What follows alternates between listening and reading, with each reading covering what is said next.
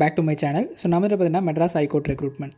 So Madras high court recruitment office assistant, masalchi, night watchman, reader எக்ஸாமினர்னு சொல்லிட்டு 2 விதமான லெவலில் வந்து எக்ஸாமினேஷன் வந்து கால்ஃபார் பண்ணியிருந்தாங்க. அதற்கான தேர்வு முடிவுகள், எழுத்துத் தேர்வு முடிவுகள் அப்படின்றது வந்து உயர்நீதிமன்றத்தினுடைய வெப்சைட்லேயே அஃபிஷியலாக வந்து கொடுத்துருந்தாங்க. ஸோ நம்மளுமே பொங்கல் பிஃபோர் வந்துடும், ஸோ பொங்கல் அன்னைக்கு வந்துடும் அப்படின்றதுலாம் நிறையா கன்க்ளூஷன் அப்படின்ற ஒரு விஷயத்தை வந்து நம்ம சொல்லியிருந்தோம். ஸோ இதோட எண்டு கார்டு வந்து வந்துடும். ஸோ இதற்கப்புறமா ப்ராக்டிக்கல் டெஸ்ட்டு, இன்டர்வியூக்கான ப்ராசஸ் வந்து ஜனவரி மந்த்லேயே கம்ப்ளீட் ஆயிருன்றதை நிறைய வீடியோக்களில் நம்மளே வந்து தொடர்ந்து வந்து போட்டுட்ருந்தோம். ஸோ அந்த வகையில் பார்க்கும்போது நமக்கு இந்த உயர்நீதிமன்றத்தினுடைய ஆட்சேர்ப்பு பிரிவு, ஸோ இந்த ஒரு ஒர்க் அப்படின்றத கண்டினியூ பண்ணிட்டு தான் இருக்காங்க. ஸோ ப்ராசஸ் அப்படின்றது உயர்நீதிமன்றத்தினுடைய ஆட்சேர்ப்பு பிரிவில் தொடர்ந்து பண்ணிகிட்டே தான் இருக்காங்க. ஸோ இந்த எக்ஸாமினேஷன் அப்படின்னு பார்க்கும்போது நமக்கு ரிட்டன் எக்ஸாமினேஷன் முடித்து இவ்வளோ பேருக்கான கட் ஆஃப் அப்படின்றத வந்து அவங்க ரெடி பண்ணணும்.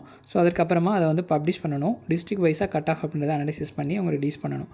ஸோ இவ்வளோ ப்ராசஸ் அப்படின்றது இருக்குது.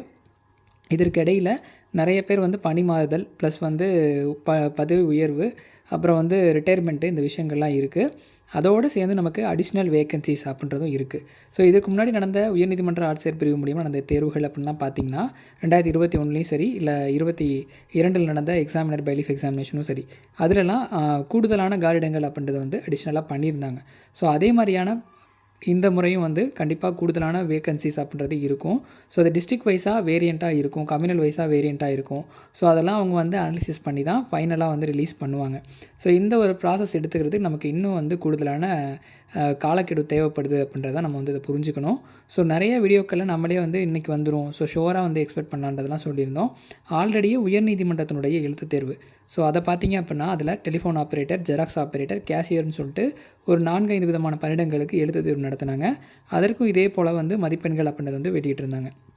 ஸோ கிட்டத்தட்ட அதற்கே வந்து ஒரு 2 லட்சம் பேருக்கு மேலே வந்து தேர்வு எழுதியிருக்கலாம் அப்படின்றது ஒரு அப்ராக்சிமேட்டாக இருந்தது. ஸோ அதே மாதிரி இந்த மாவட்ட நீதிமன்ற தேர்வு அப்படின்னு பார்க்கும்போது ஒரு மாவட்டத்துலேயும் நம்ம வந்து செப்பரேட்டாக வந்து சொல்லியிருந்தோம். செப்பரேட்டாக மீன்ஸ் வந்து எக்ஸாம்பிளுக்கு கடலூர் டிஸ்ட்ரிக்டில் வந்து இவ்வளோ பேர் எழுதியிருந்தாங்கன்ற ஒரு டேட்டா வந்து கொடுத்துருந்தாங்க. அதில் வந்து நம்ம தோராயமாக பார்க்கும்போது டிஸ்ட்ரிக்ட்குள்ளார ஒரு காம்படிஷன் அப்படின்னு பார்க்கும்போது நமக்கு ஒரு 1.5 lakhs கேண்டிடேட் வந்து தேர்வு எழுதியிருக்கலாம். ஸோ எக்ஸாமினேஷனுடைய கால்குலேஷன் ஒரு சென்டர்ஸ்லேயும் அப்படி தான் இருக்கும். ஸோ ஓவராலாக இத்தனை லட்சம் பேர் எக்ஸாமினேஷன் எழுதியிருக்காங்க, இதனுடைய முடிவுகள் இப்படி இருக்கும் அப்படின்றதெல்லாம் நமக்கு ஆல்ரெடி தெரிஞ்ச ஒரு விஷயந்தான். ஸோ காம்படிஷன்றது போட்டித் தேர்வுகளில் இல்லாமல் கிடையாது, எல்லா போட்டித் தேர்வுலையுமே இந்த காம்படிஷன் அப்படின்றது இருக்குது.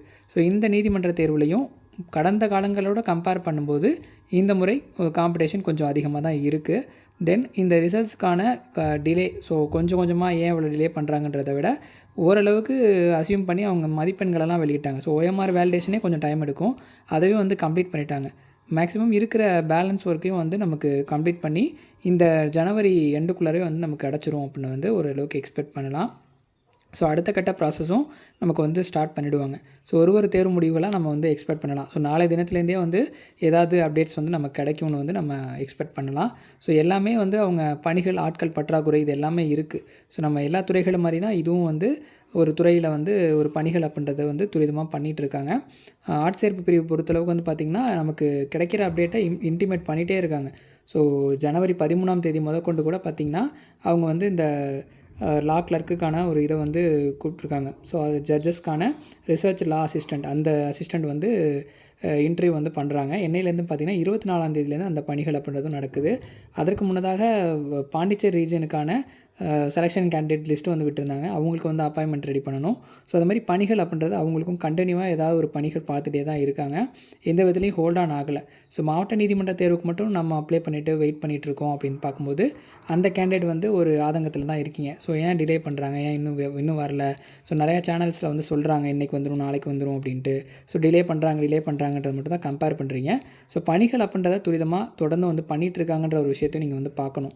ஸோ பார்த்தீங்கனாலே உங்களுக்கு தெரியும், 10ஆம் தேதி ஒரு அப்டேட்டு, அதுக்கப்புறம் 13ஆம் தேதி ஒரு அப்டேட்டு, அதுக்கு முன்னாடி 8ஆம் தேதி ஒரு அப்டேட் பண்ணியிருக்காங்க.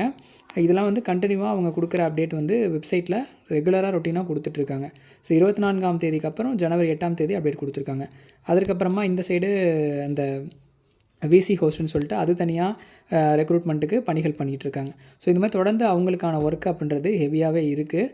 ஸோ இதெல்லாம் நம்ம ஓரளவு கம்பேர் பண்ணி பார்க்கும்போது அவங்களுடைய பணிச்சுமையும் நம்ம வந்து கருத்தில் கொண்டு தான் இந்த ஒரு ரிசல்ட்டை வந்து நீங்கள் வந்து எக்ஸ்பெக்ட் பண்ணணும். குரூப் 4 கவுன்சிலிங் கூட வந்து இந்த 22ஆம் தேதி 23ஆம் தேதியிலேருந்து ஸ்டார்ட் பண்ணுறாங்க. ஸோ இந்த கவுன்சிலிங் மூலிமா இந்த group 4 level 10th level pass பண்ணவங்க நிறைய பேர் வந்து குரூப் 4 போகிறதுக்கான சான்சஸும் இருக்குது. ஸோ டிலேவாக வர்றது ஒரு விதத்தில் பாசிட்டிவாக கூட நீங்கள் வந்து நினச்சிக்கலாம். ஸோ அதனால் கொஞ்சம் வந்து வெயிட் பண்ணுங்கள். ஸோ உங்களுடைய ரிசல்ட் உங்களுடைய வேலைவாய்ப்புன்றது யாருக்கும் போகாது. கண்டிப்பாக உங்களுக்கான ஆப்பர்ச்சுனிட்டி உங்களுக்கு இந்த நீதித்துறையில் வந்து கிடைக்கும். ஸோ அதனால் அந்த ஹோப்பை மட்டும் விட்டுறாமல் தொடர்ந்து வந்து சேனலையும் ஃபாலோ பண்ணுங்கள். எப்போ அப்டேட் கொடுத்தாலும் நம்ம சேனலையும் இன்டிமேட் பண்ணுறேன். ஸோ இந்த டைமில் வந்து நம்ம இன்றைக்கி தான் வரும் நாளைக்கு தான் வரும்ன்ற ஒரு அசம்ஷன் வந்து கொடுக்கல இனிமேல். ஸோ ரெகுலராக ஃபாலோ பண்ணிட்டே இருங்க. அப்டேட் கிடைக்கும்போது நானே வந்து இன்டிமேட் பண்ணுறேன். நன்றி, வணக்கம்.